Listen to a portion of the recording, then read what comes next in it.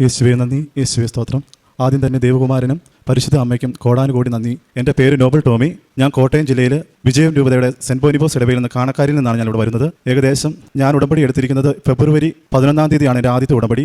ഇപ്പം ഞാൻ എൻ്റെ 3ാമത്തെ ഉടമ്പടിയിലാണ് നിൽക്കുന്നത്. ആദ്യത്തെ ഉടമ്പടിക്ക് കാരണഭൂതനായ ഒരു അമ്മയും കുഞ്ഞും എന്നെ ആദ്യമേ തന്നെ പറയട്ടെ, ഞാനൊരു ബേക്കറി 4 വർഷമായ ഒരു ബേക്കറി നടത്തുകയായിരുന്നു. വളരെ സാമ്പത്തികമായ ബുദ്ധിമുട്ടോടു കൂടി ഈ മാർച്ചിൽ ആ ബേക്കറി എനിക്ക് ക്ലോസ് ചെയ്യേണ്ടി വന്നു. കടബാധ്യതയായിരുന്നു എനിക്ക് കാരണം.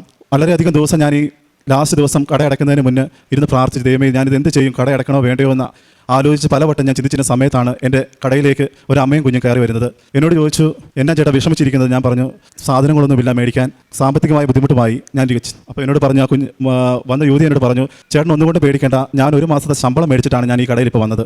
ചേട്ടൻ അറിയാവോ, ആലപ്പുഴയിലുള്ള കലവൂരിലുള്ള കൃപാസനത്തിൽ പോയിട്ടാണ് എനിക്കിന്ന് ഈ ശമ്പളം മേടിക്കാൻ സാധിച്ചതും ചേട്ടായുടെ കടയിൽ വരാനും സാധിച്ചതും. ചേട്ടായി ഒന്നുകൊണ്ട് ഭാരപ്പെടേണ്ട, ചേട്ടായുടെ കടബാധ്യത മാറുകയും സന്തോഷത്തോടു കൂടി ചേട്ടയുടെ കാര്യങ്ങൾ മുൻപോട്ട് നടക്കുകയും ചെയ്തു എന്ന് പറഞ്ഞു തന്നു. ഞാൻ അങ്ങനെ ആ മോൾ പറഞ്ഞു തന്ന കാര്യം അനുസരിച്ച് ഇത് പ്രാർത്ഥിച്ചു.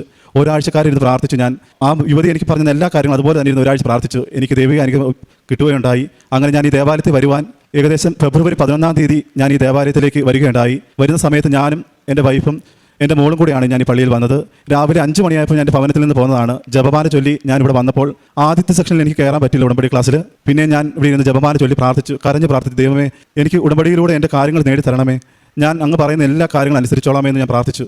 2ാമത്തെ ക്ലാസ്സിൽ കയറി ഞാൻ എല്ലാ കാര്യങ്ങളും കടന്ന് ഞാൻ ഈ ഭാഗം വഴി ഇങ്ങനെ കറങ്ങി വന്ന് പ്രദക്ഷിണത്തിൽ പങ്കെടുക്കുവാനായി നിന്നു. ഞാൻ നോക്കുമ്പോൾ പലരുടെയും കയ്യിൽ ഈശോ വിളക്ക് കൊടുത്തു, മാതാവിനെ കൊടുത്തു, തിരി കൊടുത്തു, അങ്ങനെ പലവിധമായി. ഞാൻ എനിക്ക് മാത്രം കിട്ടിയില്ലല്ലോ ഈശോയെ, എന്നാൽ വേണ്ട. ഞാൻ നോക്കിയപ്പം എൻ്റെ മുന്നിൽ ഒരു ചേട്ടനായിരുന്നു മാതാവിനെ പിടിച്ചുകൊണ്ട് നിന്നത്. ഞാൻ ആ ചേട്ടൻ്റെ തോളിൽ പിടിച്ചുകൊണ്ട് നിന്ന് പ്രാർത്ഥിച്ചു.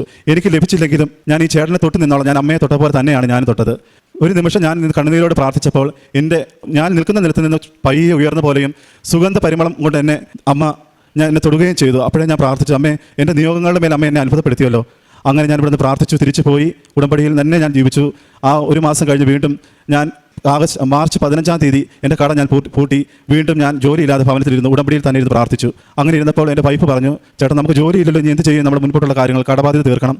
അങ്ങനെ എൻ്റെ ഉള്ള വാഹനങ്ങൾ വിറ്റ് കട മുഴുവൻ ഞാൻ തീർത്തു. അങ്ങനെ മാർച്ച് 31 ഡേറ്റ് ഇട്ട് ഞാൻ പ്രാർത്ഥിക്കാൻ തുടങ്ങി. ഇങ്ങനെ പ്രാർത്ഥിച്ചു, എനിക്ക് ഇസ്രയേലിൽ നിന്നൊരു വിളി വരണം, പക്ഷെ ആര് വിളിക്കും, ഒരു എംബസിയിലോ ഒരു ഏജൻസിയിലോ ഞാൻ പേര് ഒന്നും കൊടുത്തില്ല. ഇങ്ങനെ ഇരുന്ന് പ്രാർത്ഥിച്ചു.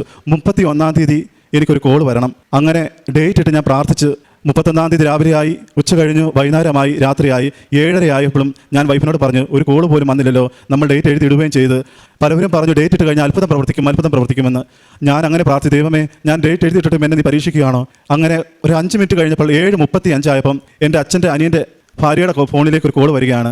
സുഹൃത്ത് വിളിച്ചിട്ട് പറഞ്ഞ്, ഇങ്ങനെ ഒരു ഇസ്രായേൽ ദേശത്തേക്ക് കൊണ്ടുപോകാനായി എനിക്ക് താല്പര്യമുണ്ട്, ആരെങ്കിലും ഉണ്ടെങ്കിൽ ഇത് പറയാമോ? അങ്ങനെ എൻ്റെ അച്ഛൻ്റെ അനിയൻ്റെ ഭാര്യ എൻ്റെ വീട്ടിലേക്ക് വരികയും ഈ കോൾ തരിക അറ്റൻഡ് ചെയ്യുകയും ഞാൻ ചെയ്യുമായിരുന്നു. അവിടെ തൊട്ട് എൻ്റെ പ്രോസസ്സിങ്ങുകളെല്ലാം തുടങ്ങി. യാതൊരു പൈസയുമില്ല. 19 ലക്ഷം രൂപ അടുത്തോളം വേണമെന്ന് പറഞ്ഞു. ഞാൻ അതൊന്നും ചിന്തിച്ചില്ല, എല്ലാം നടക്കും ഉറച്ച് വിശ്വസിച്ചു.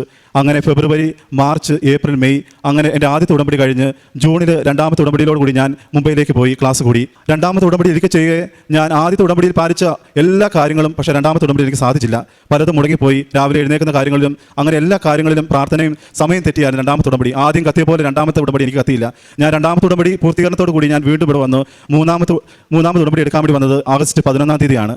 ഞാനിവിടെ വന്ന് ഞാൻ പ്രാർത്ഥിച്ചപ്പോൾ ഒരു കാര്യം ഞാൻ പ്രാർത്ഥിച്ചുള്ളൂ, എൻ്റെ 3ാമത്തെ ഉടമ്പടിയിൽ ഇവിടെ ഇരിക്കുന്ന അസൈൻമെൻറ്റിൽ എനിക്ക് എത്ര മാർക്കാണോ അതിൽ കൂടുതൽ മാർക്ക് എനിക്ക് കൂട്ടിയാൽ കിട്ടണം അമ്മയെന്ന് ഞാൻ പ്രാർത്ഥിച്ചു. ഞാൻ അങ്ങനെ പ്രാർത്ഥനയുടെ ഫലമായി തിരിച്ചിറങ്ങി ഉടമ്പടി കൂടി ഞാൻ തിരിച്ച് ഇവിടെ വന്ന് ഓരോ സാർമാരെടുത്ത് പ്രാർത്ഥിച്ചപ്പോൾ ഞാൻ ഒരു സിസ്റ്ററിനെ കണ്ടു. സിസ്റ്ററിൻ്റെ പേര് എനിക്കറിയത്തില്ല. ഞാൻ സിസ്റ്ററിനോട് പറഞ്ഞു, എനിക്ക് അച്ഛനെ ഒന്ന് കണ്ടാൽ കൊള്ളാമെന്നുണ്ട്. ഞാനിങ്ങനെ ഇസ്രയേലിന് പോകാൻ വേണ്ടി ഇരിക്കുകയാണ്. എനിക്കൊന്ന് അച്ഛനെ കണ്ട് പ്രാർത്ഥന. ഇതുവരെ എനിക്ക് ഇൻ്റർവ്യൂ വന്നില്ല. 1 മാസത്തെ ക്ലാസ്സും കഴിഞ്ഞ് ഞാൻ വന്നതാണ്. ആരും വിളിച്ചില്ല. എല്ലാ കാര്യങ്ങളും പ്രോസസ്സിങ്ങെല്ലാം കഴിഞ്ഞു. എൻ്റെ കൂട്ടുകാർക്കെല്ലാം വന്നു. 1.5 മാസം കഴിഞ്ഞ് എന്നെ വിളിച്ചില്ല. നീ അപ്പോൾ എന്നോട് സിസ്റ്റർ പറഞ്ഞു, ഇത്രയും തിരക്കൂടെ നിൽക്കുമ്പോൾ നിനക്ക് ഉടനെ അച്ഛനെ കാണാൻ പറ്റുമെന്ന് തോന്നുന്നില്ല. നീ ഒരു കാര്യം ചെയ്യ്, താഴേക്ക് ചെന്നിട്ട് അമ്മയുടെ മുൻപേ നിൻ്റെ ഡോക്യുമെൻറ്റ്സ് എല്ലാം നീട്ടിട്ട് പറഞ്ഞു, ഏറ്റെടുക്കുക അമ്മയെന്ന് നീ ഉറച്ച് വിളിച്ച് പറഞ്ഞിട്ട് നീ ഭവനത്തിലേക്ക് പൊയ്ക്കൊള്ളുക, നിൻ്റെ കാര്യങ്ങളെല്ലാം ഏറ്റെടുക്കുമെന്ന് പറഞ്ഞു. അങ്ങനെ ഓഗസ്റ്റ് 11-ാം തീയതി ഞാനിവിടെ വന്ന് അമ്മയോട് ഏറ്റെടുക്കാൻ പറഞ്ഞിട്ട് ഞാൻ എൻ്റെ ഭവനത്തിലേക്ക് പോയി വീണ്ടും പ്രാർത്ഥനയിലിരുന്നു. ഓഗസ്റ്റ് 11 കഴിഞ്ഞു, വീണ്ടും പ്രാർത്ഥനയിലിരുന്നു, പ്രാർത്ഥിച്ചു. ഉടമ്പടിയിൽ തന്നെ എല്ലാ കാര്യങ്ങളും ഞാൻ നിർത്തി. അങ്ങനെ ഓഗസ്റ്റ് 19-ാം തീയതി ഞാൻ രാവിലെ തൊട്ടിരുന്ന ഒരു പ്രതീക്ഷയുണ്ട്, വിളിക്കുമെന്ന് പ്രതീക്ഷയുണ്ട്. 11 മണിയായപ്പം എൻ്റെ ഫോണിലേക്ക് ഒരു കോൾ വരികയാണ്, റെഡിയായിരിക്കുക, വീഡിയോ കോൾ റെഡിയായിരിക്കുക. അങ്ങനെ വീഡിയോ കോളാണ് വന്നത്. ഫസ്റ്റ് കോൾ ഏജൻസിയുടെ, ഇസ്രായേലിൻ്റെ. പക്ഷേ എൻ്റെ ദൈവം അവിടെ എന്നെ തോൽപ്പിച്ച പോലെ ആയിപ്പോയി. ഞാൻ അതിന് മുന്നേ ഞാൻ ഉറങ്ങിപ്പോയി. ഞാൻ ഈ കോൾ വരുന്നൊന്നും കണ്ടില്ല. 2 പ്രാവശ്യം എൻ്റെ ഫോണിലേക്ക് 10 മിനിറ്റ് മുന്നേ റെഡി ആയിരിക്കണം എന്ന് പറഞ്ഞ സമയത്ത് വീണ്ടും 12:30 വിളിച്ചു, 1:30 വിളിച്ചു, അങ്ങനെ സമയം മാറി മാറി വിളിച്ചു. ഞാൻ സുഖനിദ്രയിൽ കടന്നുറങ്ങി. പക്ഷേ ഞാൻ ഈ കോളുകളൊന്നും കണ്ടില്ല. വൈകുന്നേരം 6 മണി 5:45 സമയം കഴിഞ്ഞപ്പോഴാണ് ഞാൻ ഈ കോൾ ഫോണിൽ കാണുന്നത്. വാട്സപ്പ് ഓപ്പൺ ചെയ്തപ്പോൾ ഞാൻ ഞെട്ടിപ്പോയി. എൻ്റെ കൂടെയുള്ളവരെല്ലാം ഞാൻ വിളിച്ചു ചോദിച്ചു. അപ്പം എല്ലാവരും പറഞ്ഞു ഞങ്ങൾക്കൊക്കെ കോൾ വന്നല്ലോ, നിനക്ക് വന്നില്ലേ ചോദിച്ചു. ഞാൻ പറഞ്ഞു എനിക്ക് വന്നു, പക്ഷേ എനിക്ക് എടുക്കാൻ പറ്റിയില്ലല്ലോ, എന്ത് ചെയ്യുമെന്ന് ഞാൻ ചോദിച്ചു. ഉടനെ തന്നെ എന്നോട് പറഞ്ഞു, നീ ഒരു കാര്യം ചെയ്യ്, ആ വന്ന മെസ്സേജിലേക്ക് ഇങ്ങനെ ഇടുക, I am sorry, I am waiting for you. ഞാനിങ്ങനെ എഴുതിയിട്ടു. ഞാൻ വളരെ ഇതോടുകൂടി പ്രാർത്ഥിച്ചു, ദൈവമേ എനിക്ക് മാത്രം എന്ത് പറ്റി, ഞാൻ ഉറങ്ങിപ്പോയി. ഇത്രയും ദിവസം ഞാൻ ഉണർന്നിരുന്നു, ആ സമയമായപ്പോൾ എന്നെ ഉറക്കിക്കളഞ്ഞുവല്ലോ. വീണ്ടും രാത്രിയോളം 10 മണി വരെ ഞാൻ വെയിറ്റ് ചെയ്തിരുന്നു, കോൾ വരും. ആ സമയം കഴിഞ്ഞു പോയി. പിറ്റേ ദിവസം 20-ാം തീയതി ഞാൻ ഇതുപോലെ 11 മണി ആയപ്പോൾ ഞാൻ വീണ്ടും ഒരുങ്ങിയിരുന്നു. 12 മണി ആയപ്പം ഡയറക്റ്റ് കോൾ വിളിക്കുകയാണ്. പക്ഷേ ആ ഒരു കോള് ഏജൻസിയുടെ മാത്രമല്ലായിരുന്നു, എന്നെ തിരഞ്ഞെടുത്ത ഫാമിലിയും കൂടി ഗ്രൂപ്പ് കോളായിട്ടാണ് എന്നെ വിളിച്ചത്. തക്ക സമയത്ത് ഞാൻ ആ കോൾ എടുത്തു അറ്റൻഡ് ചെയ്തു. പക്ഷേ അവർ ഇംഗ്ലീഷ് മാത്രം സംസാരിക്കുന്ന രീതിയിലാണ്, എനിക്ക് ബേസിക് മാത്രമേ എനിക്കറിയത്തുള്ളൂ. ഞാൻ പരിശുദ്ധ അമ്മയുടെ ജപമാല കൈ പിടിച്ചുകൊണ്ട് ഉപ്പ് വിതറി ആദ്യം തന്നെ ഞാൻ വീഡിയോയുടെ മുന്നിൽ ഇരുന്നോട് പ്രാർത്ഥിച്ചു. സ്വർഗ്ഗാരോഹണ ദൈവമേ, അങ്ങേ സന്നിധിയിൽ ഞാൻ ഇരിക്കുകയാണ്, എനിക്ക് യാതൊന്നും ഇംഗ്ലീഷ് നല്ല രീതിയിൽ സംസാരിക്കാനും പറ്റുന്നില്ല, ബേസിക് മാത്രമേ എന്നെ ഇവരുടെ മുന്നിൽ പിടിച്ചു നിർത്തുവാൻ എന്നെ അനുവദിക്കണമേ എന്ന് പ്രാർത്ഥിച്ചു. അങ്ങനെ ഇരുന്ന് ഞാൻ വിശ്വാസ പ്രമാണം ഉറച്ചു ചൊല്ലിയ സമയത്ത് എന്നോട് പറഞ്ഞു, ഞങ്ങൾ റെഡിയാകുവാണ്, നീ റെഡി ആയിക്കൂ എന്ന് പറഞ്ഞു. ആ സമയം കൊണ്ട് ഞാൻ വിശ്വാസ പ്രമാണം ചൊല്ലി ഇരുന്ന് പ്രാർത്ഥിച്ചു. ഒരു 5 മിനിറ്റ് മുന്നേ തന്നെ അവരെന്നോട് ചോദിച്ചു ചോദ്യങ്ങൾക്കെല്ലാം എനിക്ക് ഇംഗ്ലീഷിൽ തന്നെ മറുപടി പറയാൻ പറ്റി. ഒരു 2-3 ക്വസ്റ്റ്യൻ കഴിഞ്ഞപ്പോൾ ചോദ്യത്തിന് ഞാൻ സ്റ്റക്കായി പോയപ്പോൾ ഞാൻ ചിരിച്ചിരുന്നു. ഞാനൊന്നും മിണ്ടിയില്ല. എൻ്റെ ദൈവം എന്നോട് പറഞ്ഞു ചിരിച്ചുകൊണ്ടിരിക്കുക. ഞാൻ ചിരിച്ചു തന്നെ ഇരുന്നു. ഭയപ്പെട്ട് എൻ്റെ കാലുകളെല്ലാം വിറയ്ക്കുന്നുണ്ടായിരുന്നു. എങ്കിലും ഞാൻ ആ ഇരുന്ന ഇരിപ്പിൽ തന്നെ ദൈവത്തോട് പ്രാർത്ഥിച്ചുകൊണ്ടിരുന്നു. ദൈവമേ, ഞാൻ എന്ത് മറുപടി പറയും? ചിരിച്ചുകൊണ്ട് തന്നെ വീണ്ടും വരുന്നു. എന്നോട് പറഞ്ഞു, പോയി ഇച്ചിരി വെള്ളം കുടിച്ചിട്ട് വാ, 5 മിനിറ്റ് വീണ്ടും ഞങ്ങൾ വിളിക്കാമെന്ന് പറഞ്ഞു. വീണ്ടും വെള്ളം കുടിച്ച് ഞാൻ വന്നിരുന്നു. കറക്റ്റ് 5 മിനിറ്റ് കഴിഞ്ഞപ്പോൾ വീണ്ടും അവരെന്നെ വിളിച്ചു. എൻ്റെ കാര്യങ്ങളെല്ലാം ചോദിച്ചു. നിനക്ക് പേഷ്യൻ്റ് റെഡിയാണ്, നിന്നെ അവർക്ക് ഇഷ്ടപ്പെട്ടു, നീ ജെനുവിനാണ്, നിനക്ക് ഞങ്ങൾ ഉറപ്പ് തരുന്നു, നിന്നെ ഞങ്ങൾ രക്ഷിക്കപ്പെട്ടിരിക്കുന്നത് പോലെ ഞാൻ പ്രാർത്ഥിച്ചു. ദൈവമേ, ഈ സമയം കൊണ്ട് ഞാൻ പ്രാർത്ഥിച്ചു. ഇനി എന്താണ് ഇവർ പറയുന്നത്? അങ്ങനെ കോൾ കട്ടായി പോവുകയാണ്. വീണ്ടും എൻ്റെ സുഹൃത്തുക്കളെ ഞാൻ വിളിച്ച് പറഞ്ഞു, എനിക്ക് കോൾ ചെയ്യുന്നു വിളിച്ചിരിക്കുന്നു, നിങ്ങൾ വിളിച്ചിട്ട് എന്തായി? ഞങ്ങളാരും സെലക്ട് ആയില്ല.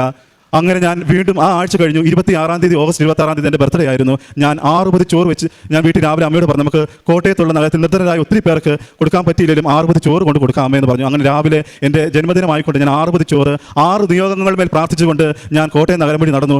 നിർദ്ധനരായ 6 പേരെ കണ്ടെത്തി ഞാൻ അവർക്ക് കൊടുത്തു. അന്ന് വൈകുന്നേരം ഞാൻ വീട്ടിൽ വന്ന് പ്രാർത്ഥിച്ചു, ദൈവമേ, എൻ്റെ കാര്യത്തിനൊരു തീരുമാനം ഉണ്ടാകണമേ. വിളിച്ച ഇൻ്റർവ്യൂ കഴിഞ്ഞിട്ട് ഒരാഴ്ചയാകുകയാണ്. അങ്ങനെ വൈകുന്നേരം 7:30 കഴിഞ്ഞ് 8 കൂടിയായപ്പം എന്നെ വിളിക്കുന്നു. എൻ്റെ വിസായും എൻ്റെ മതാശായും എൻ്റെ ജോബ് റെഡിയായി, നീ എത്രയും വേഗം ഇവിടുന്ന് കയറിപ്പോരുക എന്ന്. അങ്ങനെ ഞാൻ യേശുവിനോട് നന്ദി പറഞ്ഞു. അങ്ങനെ എൻ്റെ കാര്യങ്ങൾ ഇത്രത്തോളം നടന്നാലും ഇനിയും എനിക്ക് വേണം 19 ലക്ഷം രൂപ വേണം എനിക്ക് പോകാൻ. പക്ഷേ പൈസയും റെഡിയായില്ല, കയറി പോകാനും പറയുന്നു. അങ്ങനെ ഞാൻ ഇന്ന് പ്രാർത്ഥിച്ചു. കഴിഞ്ഞ ഞായറാഴ്ച ഞാൻ വൈകിട്ട് 10 മണിയോട് കൂടി ഞാനും എൻ്റെ അമ്മയും കൈകോർത്തിന്ന് പ്രാർത്ഥിച്ചു. പരിശുദ്ധ അമ്മയുടെ മുൻപിൽ ജപമാല ചൊല്ലിക്കൊണ്ട് ഈ കാശ് രൂപ നീട്ടി ഞാൻ പ്രാർത്ഥിച്ചു. അമ്മേ, ഈ 19 ലക്ഷം രൂപയിൽ ഞാൻ എങ്ങനെ ഇത് തിരിച്ചു കൊടുക്കും? അവർക്ക് എനിക്ക് സമയത്തിന് കയറി പോവുകയും ചെയ്യണമല്ലോ, എന്ത് ചെയ്യുമെന്ന് പ്രാർത്ഥിച്ചു. ആ രാവിലെ 5 മണി വരെ ഞാൻ ഉണർന്ന് പ്രാർത്ഥിച്ചു. എല്ലാം എൻ്റെ അമ്മ കേട്ടു.